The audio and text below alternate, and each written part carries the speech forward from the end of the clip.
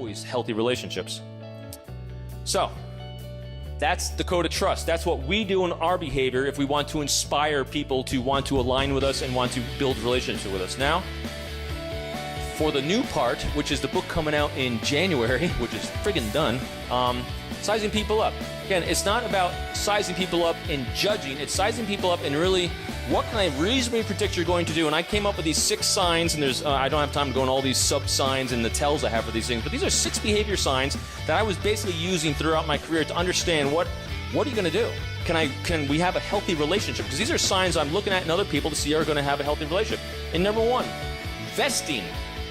I'm looking for signs in Now, granted, you don't have to have all 6 signs in an individual. I mean, most people in my life have like 1, and it's really spiked really high. But that's okay. So I'm looking, 1 sign is vesting. In other words, do they see themselves helping you to move forward in things that of your priorities important in you? In other words, are they willing to give their resources freely and willingly with no expectation or reciprocity for your success? That's a sign of vesting. That's healthy. So I'm looking for signs of that. My second one, longevity. Do they see this relationship as being long-term? Or is it just something they're going to do short-term? I think this is a great example, the difference between the things I had to do for my career and maybe social engineering, kind of get bits of information.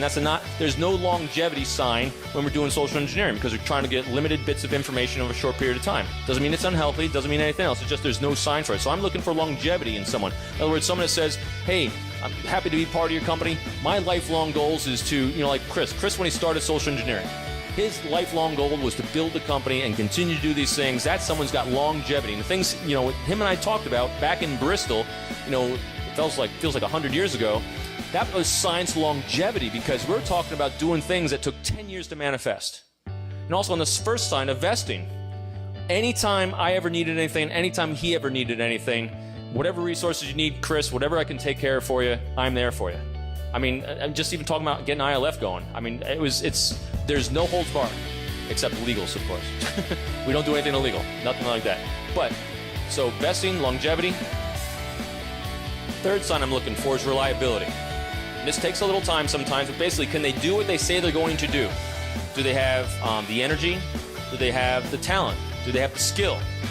Do they have the willingness to commit to these things? So basically, I'm looking for reliability. But here's the other thing, too. There's certain signs that are more important to me than others to have. Reliability, that's good, but there's a lot of things I can teach you to do as well. So it's an important one to have. It is a sign, but if you don't have some of the other signs, that might not work out. Sign 4 is actions. This is one of my ones. By the way, I suffer proud parent syndrome. I always talk about it, so that's why you see pictures of my kids in here. I went to the Naval Academy. My son's at the Naval Academy right now. That's him right there on the silent drill team, which I formed 30 years ago, so it's like legacy. And my daughter's a senior at George Mason University being a nurse. Yay, oh, Mason. So yeah, we cover both ends of the spectrum in my family. So actions, I love actions. Basically, past patterns of key behaviors. This is the, don't do stupid. And what's stupid? If you do the same thing again and again and again, but expect a different result, that's crazy.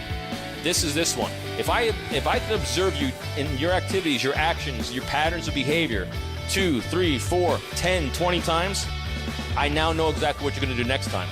And now here's what's really awesome about it. If all of a sudden your patterns of behavior shift, well, something changed in your life. Now I want to find out what that is, because in other words, a priority change in your life that caused you to have a shift in your behavior pattern. And again, no judging, just trying to figure out, because you're just observing what normal is for the human being. So this